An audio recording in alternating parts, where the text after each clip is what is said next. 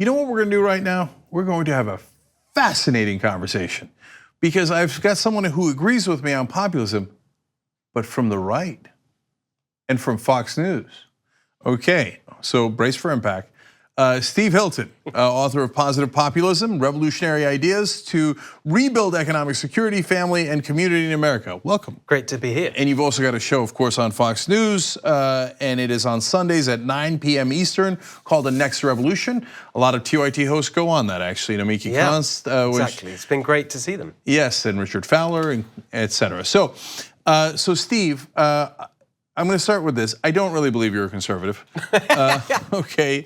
Because it appears on the surface that a lot of things you say make sense. So can't be right. Can't be right. So it does not compute.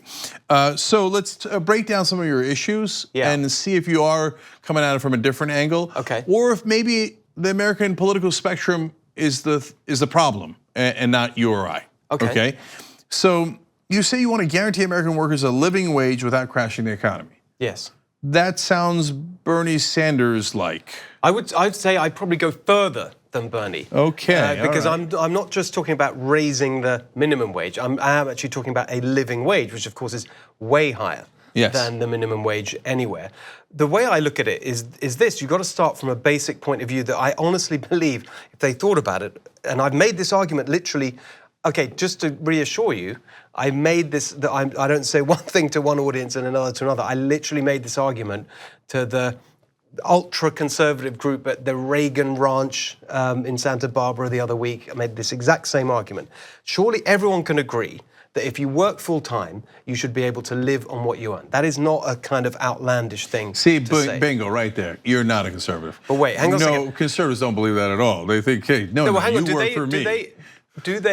Well, the reality is, which conservatives shouldn't be okay with, is that because that's not the case, because you have millions and millions and millions of Americans who work full-time or two jobs, whatever, who can't live on what they earn, so their income has to be topped up, because we don't want people to go without the basics. They got to live, they got to feed their families and so on. Right, so how does that happen? You have the government taking money in taxes and then redirecting it to people through various forms of welfare and wage subsidy and whatever, whether that's tax credits or food stamps or a combination of those things, okay? So how is that okay for conservatives? You've got this giant welfare bureaucracy paying people. That is basically a subsidy to the employers. They get away with paying their workers less than they have to live, less than they can live on, because they know that the government's going to top them up. That is a corporate subsidy. So my argument is, let's get rid of that. Let's require the businesses to pay their full-time workers the living wage. Obviously, that will vary from place to place because living costs vary. Transportation and housing will be a lot higher in Los Angeles and New York to other parts of the country. But there are people who work this out. Get them to pay the living wage to make sure that that doesn't increase their cost to the point that they have to fire people or replace them with automation. You actually reduce their payroll taxes or corporate taxes by the same amount. In doing that, you get rid of that whole kind of merry-go-round of money where you've got the government taking money from businesses and handing it back to their workers. Steve, I got great news for you. Someone's actually introduced that bill.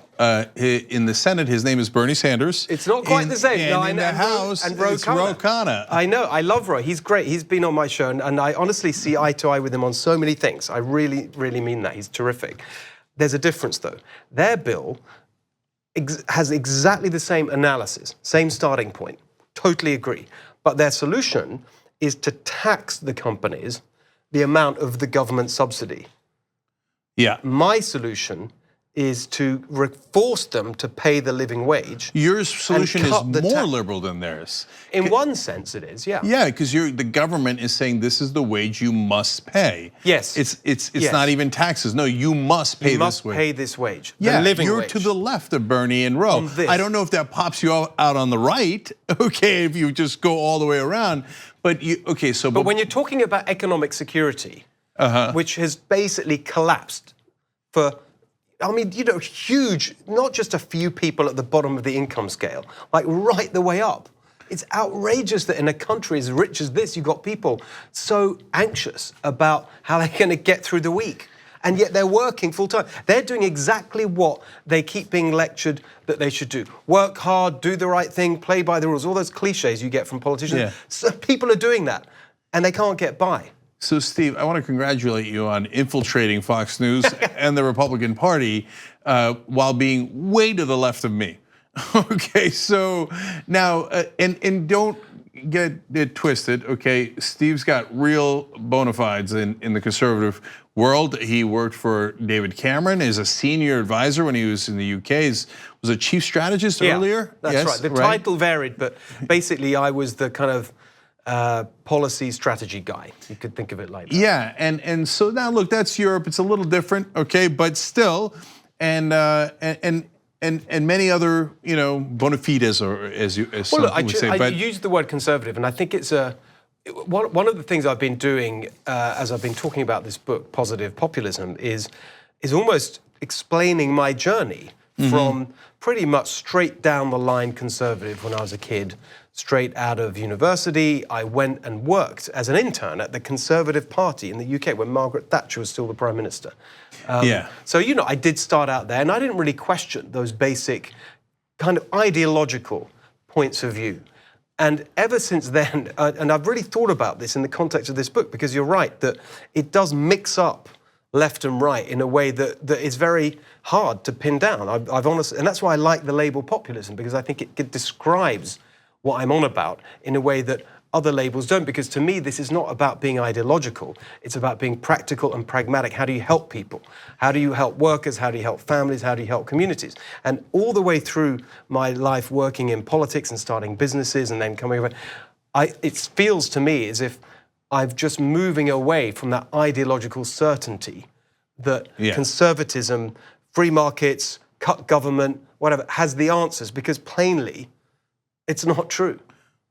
Okay, hey, bless your heart, man. He's on Fox News every weekend. But I don't want anyone to have the wrong impression. Okay, there are some ideas in this book, and basically it's a book full of ideas. They're not fully formed policies. They're really to start a conversation about how we can make this populist movement, which interestingly is on the left and the right, into something that lasts and brings about real change. There are some things in there that people will say that's ultra right wing. Okay, so I don't want anyone to get the wrong impression. Yeah, so let's get to those, because look, I know you're for Brexit. That's also considered very conservative, but it's actually a bit of a misnomer, because a lot of people on the left also voted for Brexit in the UK, and that's been left out of all the discussions. Yes, and I think that it speaks to something that's very much a big theme in my take on what's gone wrong with the economy and society, and why you've had this incredible situation over the last few decades, not just the last few years. This has been going on, actually there's some data that shows that for most working Americans, incomes have been flat or falling for 44 years, since the early 1970s, right? And so one of the reasons for that, I think, is this incredible concentration of power, where you've had this centralization in government, where power's been taken away from local communities and gone up to the federal bureaucracy and so on, but also in the economy, where corporations have just got bigger and bigger and bigger, swallowing up their competitors, dominating industries, which gives them the power to screw their workers and screw local communities and so on. And because we've had this ideology of consumer welfare, which says that as long as there's cheap prices and choice, nothing else matters. And so I think that Brexit actually fits into that story of a concentration of power, because increasingly what happened was that individual countries in Europe saw their powers being taken away and centralized in this bureaucracy in the EU. So far on the issue of populism, we agree nearly 100%. And so, if anything, seriously, you're slightly to the left of me on the living wage issue. Okay. So, okay, and I think the establishment is totally full of it, and I would hear you out on Brexit. I probably don't land in the same place. I mean, and I don't for now. I mean, the only reason I say probably is because I'd want to have a little bit fuller conversation about it. Okay, and then as I look at all those other things that you're looking for, fighting corporate power. But I would make that argument. You can make that argument in a right of centre way, that you should be pro-markets, pro-competition. It's ridiculous that the right have ended up in a situation where, because they want to be seen as pro-business, they're okay with this Steve, concentration of power. It's ridiculous. No. Let's just get real now. Okay, it's time to get real. Okay, so all those things could be argued to be the conservative position. And then we would be back to sanity in the country, where we would be having an honest debate. But that's not what's happening in this country. There's no Republican at the national level that agrees with you. None. They love corporate power. They love the big donors. They are the swamp. Every single one of them. I give the one exception every time is Walter Jones from North Carolina in the House. He's the only honest Republican left at the national level. Every Republican at the national level would despise every word you have said so far in this interview. I'm just trying to, as you're speaking, trying to think of one, and I can't. Look, that on the money in politics side, I completely agree.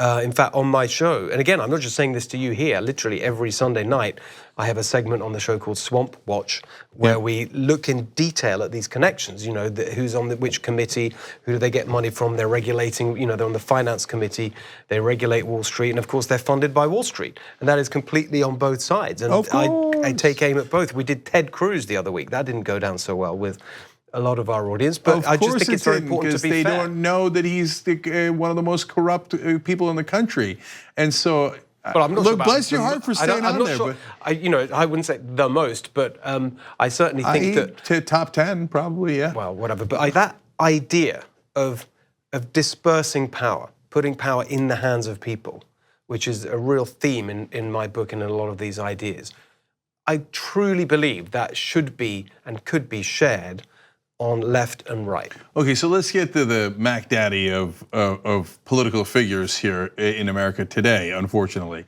So you like, for example, I go on conservative shows and they ask me, "Oh yeah, you defend Chuck Schumer?" And no, Chuck Schumer's corrupt too. He takes a giant amount of Wall Street money. So did a guy that we helped to defeat named Joe Crowley. So we're real populists. We got no love for the Democratic establishment. So you and I are on an incredibly similar wavelength, and I'm honest about the Democrats. You appear to be honest about the Republicans. Okay, so that gets us to Donald Trump. Right. Okay, so by the way, just to get, you know, after Ted Cruz, the next week we did Kevin McCarthy, right? He's one of the leaders, you know, like he's running for speaker, you know. So it's really true. And I've done segments on the corruption of Nancy Pelosi. So okay, great, fantastic. So Donald Trump, can't wait. What's your thoughts? So I want to go back to 2016, and I've made this point again to the Fox audience, which is the Republicans did not win the 2016 election. They lost. Donald Trump did not run as a Republican. Now, he didn't necessarily use the label populist, but he did not run as an ideological Republican. Look at his positions on a whole range of issues, right? He said he wanted to protect people's to Medicare and so on. He was going to cut that. On trade and immigration, very much aligned with Bernie Sanders' message. Even on this question of money in politics, remember, he made the same argument. He said Hillary and Jeb Bush and all the others, the phrase he used, they're the puppets of their donors. It's a very powerful phrase. On healthcare, he talked about universal healthcare. Again, didn't necessarily use that language, but he said, we're going to take care of everyone. That, to me, was one of the things that was attractive about him. And never mind me, I can't vote. I'm not a citizen yet. But that's why he won, precisely because he was rejecting that 100% right. So 100% what's happened since then? The problem, and my analysis is that he got there, and instead of persisting with that, he basically handed over the policy-making reins to the same old Republicans in Congress, to Paul Ryan and the gang. And so the first thing they do, instead of something where you could have brought the country together, let's say infrastructure spending, where literally everyone would have been for that, or some other version of the populist message, they come straight back in with the first thing they do, this incredibly ideological attack on healthcare, which goes down in flames and distorts the whole of that first year. And I think that's the fundamental mistake, that he campaigned as a populist, but then switched to the same old establishment Republican stuff. And that's the central failure. You know why he switched? Because he's a goddamn liar. That's why he switched, okay? And so he never meant any of it. Steve, I said the same things during the campaign. I said, look, are you talking about, he was on a stage on the Republican debates and he said, all these guys, I gave them money myself and they worked for me, okay? Right. They did what I told them. I was like, that's good, that's a winning strategy. And he's right about that. Yeah. He said he was gonna, but when he said he was gonna do universal health care, come on, Steve, that was such an obvious lie. It was the most obvious lie you've ever seen. I really don't agree. I think he meant it. I think that's what he'd like to do. I truly believe that. But he has a pea-sized brain. What difference does it make? I mean, he doesn't even. The very next day, he probably said the exact opposite because that's what he does. He doesn't even have any principles. I don't agree. Well, I think he's got very good instincts for what working people want and need. I really believe that. I know it's unlike he's the billionaire and all the rest of it from New York, but I think that he's so much more in touch with the gut instincts of working Americans than any of those other Republicans. And I think actually the answer is to that's partly why I wanted to write this book, to say, look, we need to have a sort of set of ideas. We need to turn this populist thing into a proper movement with people and ideas and, I don't know, think tanks and all the rest of it. You've got to have some kind of balance to the establishment thinking. Otherwise, you're never going to turn it into lasting change. No, the way Trump ran was exactly right. Okay, and he was a classic politician too. He took populism, and then he took, classic skeezy politician. I'll give you everything, chicken in every pot, right? I'll give you universal health care and tax cuts and this and that, but I'll magically make the deficit go away. Total utter lie. He doesn't do math, right? So I mean, I can go busting up Trump all night long, and he came in. He is corruption. He is the swamp. He's personally corrupt. He's systemically corrupt. His whole existence is based on corruption. Okay, everything he did in business is corrupt. I just think a lot. There's no point arguing about. Yeah. I think that I would say I don't agree with that, but the real point is, at some point, whether that is sounds like from what you're saying, you hope 2 years or maybe 6 years, he'll be gone. But 2 months. Okay, but the problems, the underlying structural problems will still be there. 100%. And so we've got to have answers, because if you go back to establishment politics of the left or right, it will all have been for nothing. And so that's why I think we just got to start somewhere with building up a body of ideas, and it's got to be broader than just those, universal health care and whatever. It's got to be broader than that. What's the populist take on education, on skills training, so people can navigate this new labor market and AI and all the rest? There's so many things. What about, okay, we talk about decentralizing power. How are we going to do that? How do we put power in the hands of communities? What about housing? There's just such a sort of broad set of things that we need to have ideas about. So, look, Steve, we got to get to a disagreement, because so far we haven't really disagreed. You agree with me. You're not going to like my schools plan. Okay, good. So let's get to a disagreement, because so far, yes, I totally believe in populism, power back to the people, hate the establishment. Yeah. And if we get rid of Trump, where are we? As Naomi Klein said, in this same exact situation as you are in an interview just like this, we're back to the situation that was so bad it created Trump. And I call them the brick voters, the people who voted for Trump. They just want to throw a brick through the establishment window. Same thing for the Brexit voters, okay? So, okay, I hear you. Now we've broken the window. Yeah. All right, and so we can talk about solutions, more of your solutions as well. Yeah. But I got to get, is there anything we actually disagree on? I don't believe that you will agree with my plan on. I'll try and persuade you, but so I think what's gone wrong with education is that the public school system has become basically ossified. It's a structural problem, because just look at if we're really serious about economic security and opportunity, that working class kids should get the skills they need to rise up and have the American dream that we talk about, but has basically been completely kind of taken by the people at the top. If we're really serious about that, then education and skills has got to be at the heart of it, right? There's other things as well. It's not a magic bullet. You got to fix that.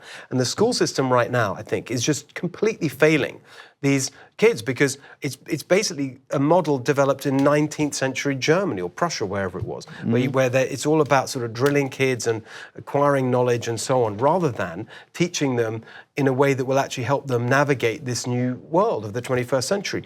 I don't think you can ever get there through this government monopoly on running schools. You need innovation, you need new ideas, new people. That's happening right now for the rich, for the elite. They are completely rethinking education, completely reimagining, right? Okay, but what I want is that for everyone. And so my answer to that is you have a total market, open market in schools, right? You get rid of the government monopoly. Anyone can start a school, entrepreneurs, non-profits, social enterprises, groups of parents. Of course, you have fair funding. The government, taxpayer pays for it. And in fact, you need to make the funding more fair so that people in rich zip codes can't top up their schools with. You basically have a national voucher scheme. Now that phrase, education vouchers, is totally off-putting to the left. It's seen as a crazy right-wing thing, but I think in the end, it's the way of equalizing opportunity. So 2 things about that. One, yes, we finally have disagreement. Okay, your plan is totally wrong, but it's not misguided though. I get what you're saying, but I'm going to start with point 2. Point 2 is, once again, you will never get Republicans to agree to that. Why? What's the Achilles heel of that plan for Republicans? Which is that the rich neighborhoods have to pay in to equalize all the neighborhoods. They're like, no way. Rich neighborhoods keep their money. Poor neighborhoods can go do whatever they want, but they're not touching my kids' money, okay? Yes. So you will never win on that on the Republican side. Okay, but it's at least a good, fair, honest disagreement, debate, etc., right? So I would counter with Finland. So I wrote about Finland in my previous book, More Human. The way they deal with teachers is exactly right. They pay them double what teachers get here, and they treat them like a proper profession. Yeah, and so the thesis there is, and by the way, it's a thesis that's proven out because Finland is But there's a lot excellent. more autonomy, right, in the Finnish system for teachers. They have a lot more autonomy. You don't have this centralized bureaucratic public school system. They really run their school. The teachers in a school, they really decide what happens in that school. Yes, but to me, there's a lot of wonderful things that Finland does with their schools. But the number one thing they do that I think made all the difference was they banned private schools, which is the exact opposite of your system, right? And so what they said is, okay, we all have public schools. And I thought, as an American, I'm into competition. I was like, oh, that's weird, that can't work. Yeah. But it did work. Why? Because then the rich kids were in the same school as the poor kids. And rich parents are never gonna let their kids go to bad schools. Yeah, it's interesting. I mean, I'm aiming for the same thing, which is that you get rid of that distinction. But I'm coming at it exactly the opposite way, which is to, if you like, ban the public schools and make sure the funding is fair. But I think that way you get more innovation. All right, Steve Hilton, I hope that you can come back, not only do interviews, let's get you on the power panel, because congratulations, ladies and gentlemen, we have found an honest conservative, okay? Don't say that. That's like the conservative thing. I'm not sure I'm happy with that. But at least... positive populist. That's okay, a populist, and I agree to that. And the book is called Positive Populism. Thank you for joining us. I appreciate it. Thank you.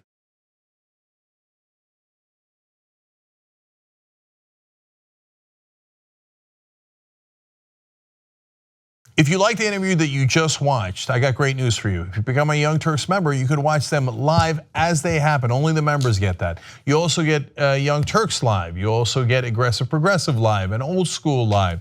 Everything is available for the members and commercial free. tytnetwork.com/join.